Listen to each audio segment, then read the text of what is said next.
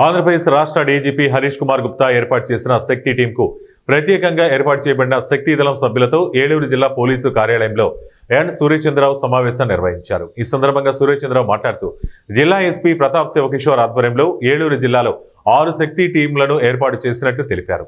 6 సభ్యులతో జిల్లా వ్యాప్తంగా 6 బృందాలుగా 36 మందితో శక్తి టీమ్స్ ఏర్పాటు చేశామని తెలిపారు.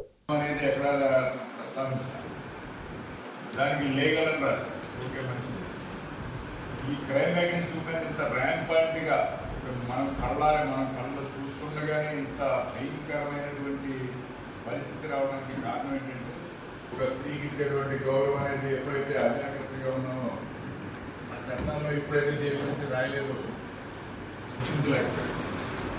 సాధారణంగా మనకి గాంధీ మహాత్ముడు కానీ మన అంబేద్కర్ గారు కానీ అలాగే ఇలాంటి అప్పుడు ఉన్నటువంటి స్వతంత్రం వచ్చేటప్పుడు ఉన్నటువంటి ఎవరైతే మేధావులు ఉన్నారో మేధావులకి అందరికీ కూడా 4 దశాబ్దాల తర్వాత ఈ సమాచారం కోసం చెప్పగలిగారు. సో అలా చెప్పేవాళ్ళు ఆల్మోస్ట్ 65-70 వచ్చినప్పటికి అందరూ పోయారు, ఎవరు లేరు. మహిళల కోసం రాసింది అది ఇద్దరికి వర్తిస్తుంది. Any harassment